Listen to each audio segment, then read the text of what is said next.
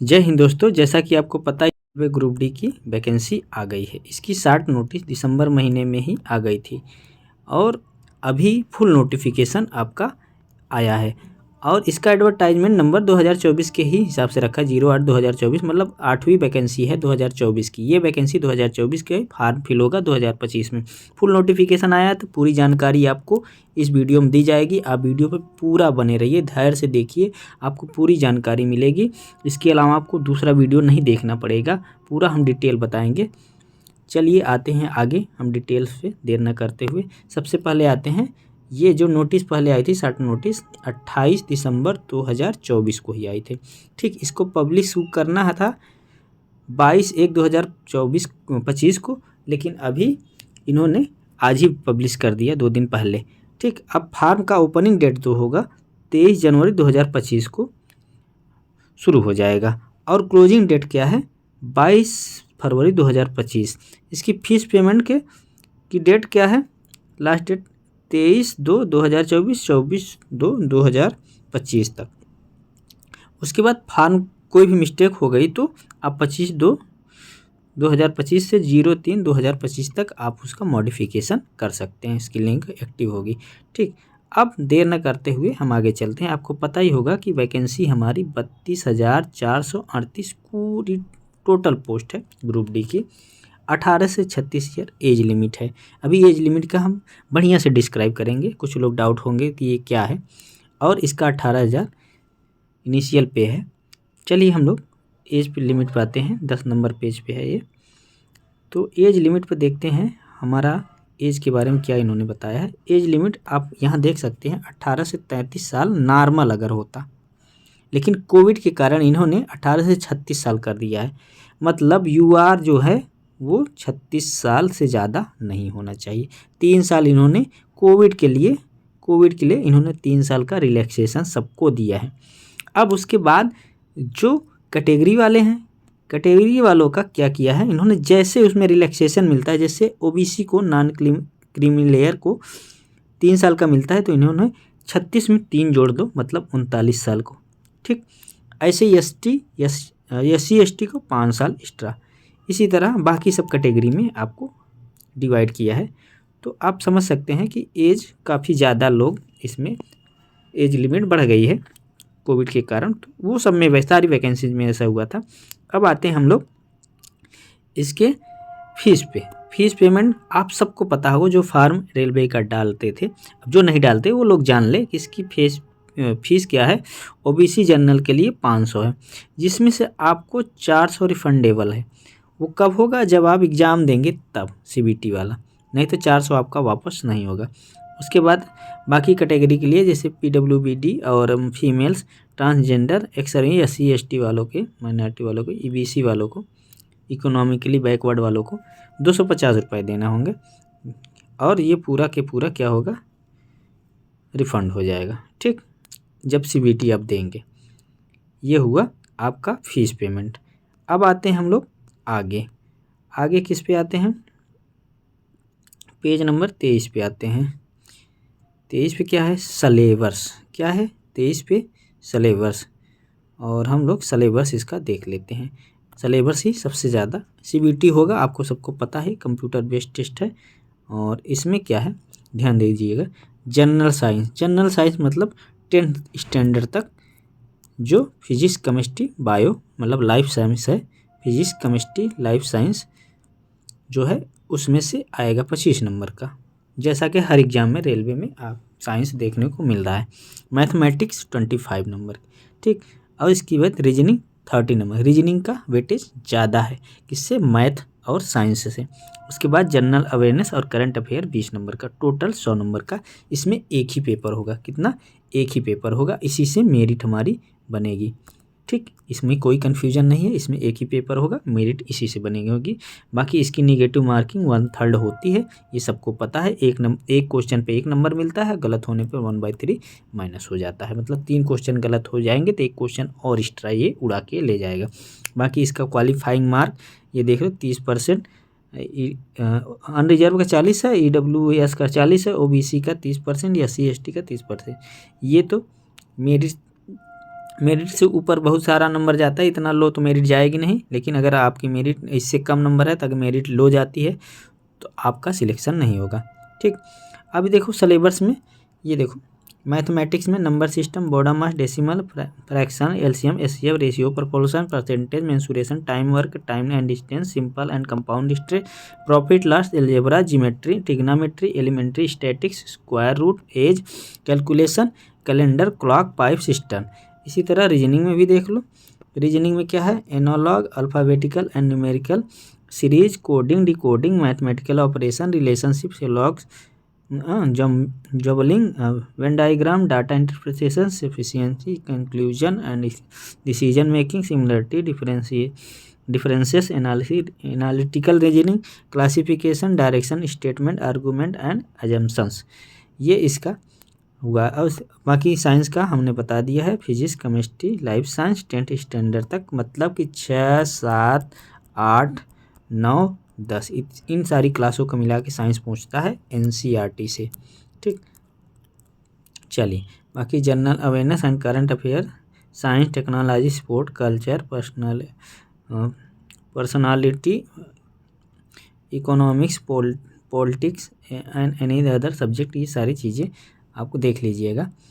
बाकी आगे क्या होता है इसमें, इसको सीबीटी आप पास कर लेंगे तो उसमें क्या होगा, 3 गुना लोगों को क्या करता है, 3 गुना लोगों को क्या करता है, सीबीटी पास करने वालों, जैसे 100 पोस्ट है तो 300 लोगों को बुलाएगा, किसके लिए, फिजिकल के लिए, फिजिकल एफिशिएंसी टेस्ट, पीईटी बोलते हैं। ठीक, पीईटी, ये पेट यूपी गवर्नमेंट वाला पेट नहीं है, ये पीईटी फिजिकल एफिशिएंसी टेस्ट है। इसमें क्या होता है, ध्यान से देखिएगा, male candidate, female candidate. Male candidate को क्या होता है, 35 केजी का वेट उठाकर 100 मीटर चलना होता है और 2 मिनट के अंदर। 35 केजी की बोरी रहेगी बालू की, उसको आप कंधे उठा के 100 मीटर 2 मिनट के अंदर आराम से आप लोग चल सकते हैं। उसके अलावा थोड़ा ये टफ होता है कि 1000 मीटर 4 मिनट 15 सेकंड में आपको दौड़ना रहता है। इसके जस्ट बाद थकान आ जाती है, इसलिए दिक्कत होती है। बाकी कई लोग फेल भी हो जाते हैं इसमें पीटी में। चलिए, महिला कैंडिडेट के लिए 20 केजी ही उठाना है, 35 केजी नहीं उठाना है, 100 मीटर चलना है 2 मिनट में। ठीक, उनको 1000 मीटर 5 मिनट 40 सेकंड में दौड़ना है। 1000 मीटर दौड़ना है, मतलब 1 किलोमीटर आपको दौड़ना ही है। ठीक, ये रहा आपका पूरा शेड्यूल। उसके बाद आप इसमें क्वालिफाई हो जाते हैं, मेरिट में बनती है। मेरिट कितना बनेगी, मेरिट जो मेडिकल के लिए बनती है, जितनी सीट रहती उतने लोगों को ये मेडिकल बुलाते हैं, क्योंकि मेडिकल में ना के बराबर लोग डिस्क्वालीफाई होते हैं। बहुत ज़्यादा आँखों की प्रॉब्लम है तभी डिस्क्वालीफाई करते हैं लोग, नहीं तो 1:1 के रूप में मेडिकल बुलाते हैं। ठीक, चलिए अब हम देख लेते हैं कि वैकेंसी डिटेल। देखिए, हमने मेन पोर्शन को सारा का सारा आपको कवर कर दिया है। ठीक, चलें अब हम चलते हैं पेज नंबर जहाँ से वैकेंसी आपकी शुरू होती है। ध्यान से देखिएगा, ये वैकेंसी डिटेल है। यहाँ से देखिए, आपको थोड़ा साफ साफ नज़र आना चाहिए। ये देखिए, इधर डिपार्टमेंट है, ये नेम ऑफ पोस्ट है, ये सारा पोस्ट का नाम है, कहाँ तक है। इधर देखो 14 पोस्ट हैं, और इन 14 पोस्टों के लिए आप एक चीज़ ध्यान दीजिएगा, एज लिमिट 18 से 36 साल। कितना, 18 से 36 साल एज लिमिट है। बाकी ओबीसी के लिए 3 साल और जुड़ जाएगा, एससी एसटी 5 साल। लेकिन सबसे ज़रूरी बात यह है, आईटीआई वालों के लिए बहुत दुखद न्यूज़ है कि इनमें मिनिमम क्वालिफिकेशन या तो आप 10 पास हुई या तो आईटीआई रही, या तो एनएससी से आपने अप्रेंटिसशिप किए रहिए, नेशनल अप्रेंटिसशिप लिए रहिए, सर्टिफिकेट लिए रहिए, तो मतलब 10 हो या आईटीआई हो, ये इसकी क्वालिफिकेशन है सभी पोस्ट के लिए। आप चाहे जहाँ देख लीजिए, कोई पोस्ट के लिए अलग एक्स्ट्रा कोई क्वालिफिकेशन इन्होंने नहीं मांगा है। ठीक, अब आते हैं आगे हम पोस्ट डिटेल। इन्होंने इस वैकेंसी में पोस्ट डिटेल बहुत अजीब तरीके से बांट के दिया है।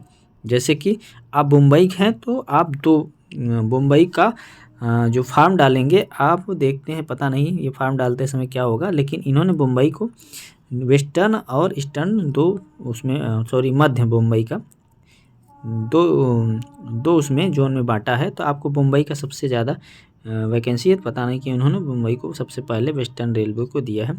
इन्होंने मुंबई का जो है, ये देखिए वैकेंसी ओवरऑल देखेंगे तो ये 4672 वैकेंसी है।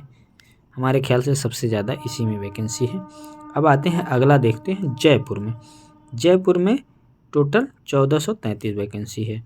अब आते हैं आगे देखें हुबली साउथ वेस्टर्न रेलवे जिसको बोलते हैं, इसमें देखो 503 वैकेंसी है।